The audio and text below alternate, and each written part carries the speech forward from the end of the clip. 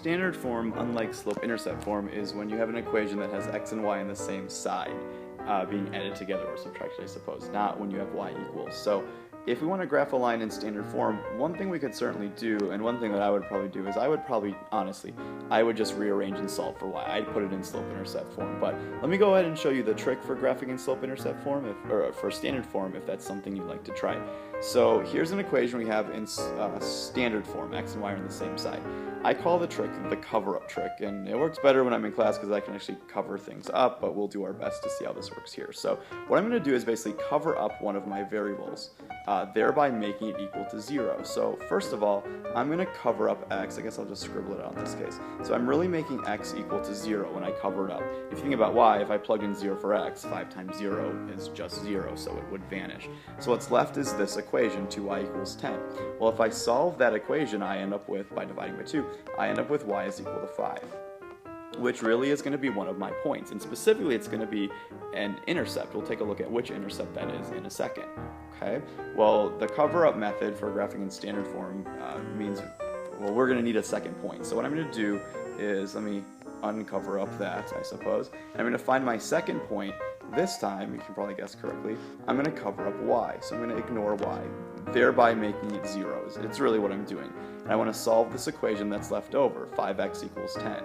Well, if I divide both sides by 5, I end up with a solution of 2. So I actually end up with a second point, 2, 0. Again, those 2 points are really my intercepts. We can use just those 2 points to graph this line. I guess that's one thing that's nice about standard form, you only need 2 points. So let's plot the point 0, 5. So I'm going to move 0 left, right, then up 5. 1, 2, 3, 4, 5, and put a point. So I can see what that is. That's really my y-intercept, if I want to label that. I found where the graph crosses the y-axis, and I found the y-intercept by covering up x, which I know seems backwards, but it's just the way it goes. And then if I plot the point 2, 0, so 2 left, right, then up, down, 0, I can see that I've really found the x-intercept. So I get my 2 intercepts by using this method. Taking those 2 points, use a folder, a ruler, straight edge, do better than I'm about to do, and draw a straight line through those 2 points. Make it go all the way through your graph, add some arrows, and there's the line that we graphed in standard form. If you take the time and rearrange that to solve for y, you should see we get a line that looks exactly the same. One of the only nice things, I suppose, about standard form is that we can use it to set up some story problems fairly simply. So let's go ahead and set this problem up and then get a quick graph and figure out what's going on with Iron Man here. So I've totally made these words up, so they probably make absolutely no sense, but they sounded really fancy, so that's why I used them. So Iron Man's buying photon blasters, and they cost $3 million each. In addition to that, he's also buying biometric analyzers. Like I said, I have no idea what that means, but it sounds fancy. They cost $5 million each, and we have a budget of $30 million total. So using that information, as we've done a few other times in class, I can set up an equation. I'm going to say 3 times p, p representing the photon blasters, and if you want to make a note of that, go ahead and do it, plus $5 million a piece for those biometrics, so I'll use B for that, and I've got $30 million to spend altogether. So there's my equation. It's in standard form since x and y are on the same side, or I guess p and b in this case. If I wanted to solve for y, although again I don't really have a y, I could do that, but it's a little bit tricky because which axis would be the p-axis, which would be the b-axis.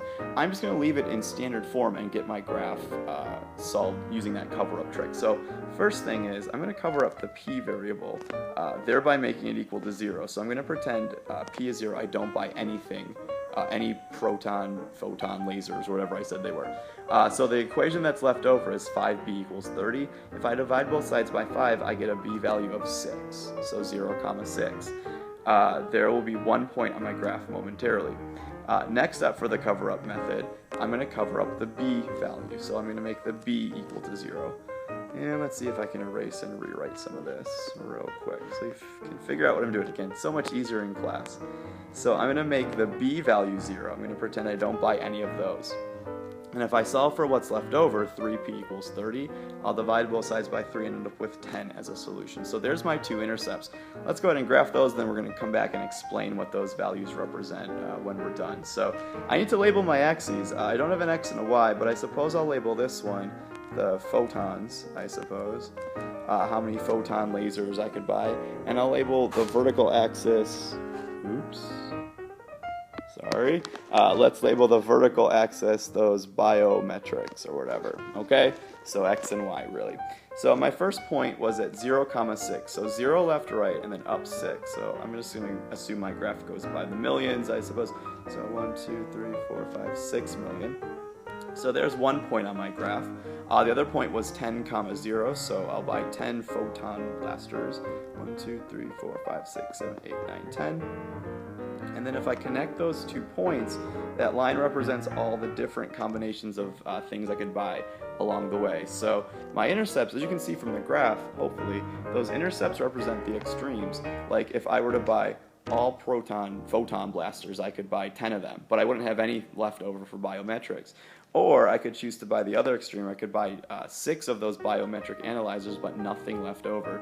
The line then represents my different combination of values in between. So this is probably the only situation where I would work with standard form instead of slope-intercept form. It makes it fairly easy, or easier, I should say, to answer a question like this.